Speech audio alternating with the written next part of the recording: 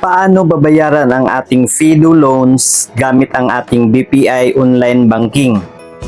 Sa ating FIDO dashboard, i-click po natin itong bills.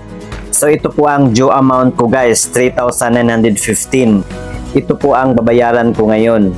I-click lang natin itong repay now. And then pipiliin lang natin itong bank.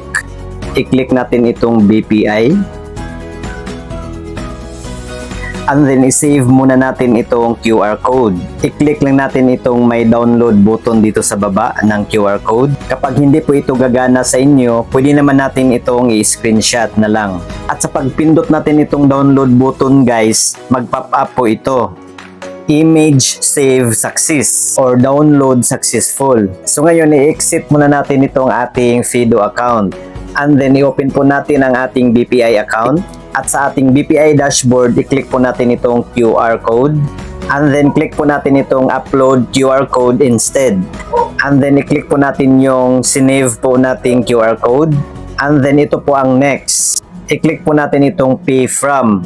Mamimili po tayo ng account kung saan natin gusto kunin ang ating ibayad dito sa FIDO. At automatic na po yung makalagay ang ating due amount na 3,915. And then i-click na natin itong continue.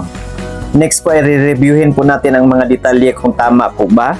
At kapag okay na po, i-click na natin itong confirm dito sa baba. And then ilagay po natin ang ating mobile key para ma-approve ang ating transaction. At ayan po, payment was successful. At huwag kalimutang i-save ang transaksyong ito para if in case magka-aberya ang system, may proof po tayo na bayad na po tayo. I-click lang natin itong may download button dito sa taas. Or pwede rin natin itong i-screenshot na lang. So ngayon balik na po tayo sa ating FIDO account kung credited na po ba ang ating binayad. At ayan po guys, payment confirmation na po.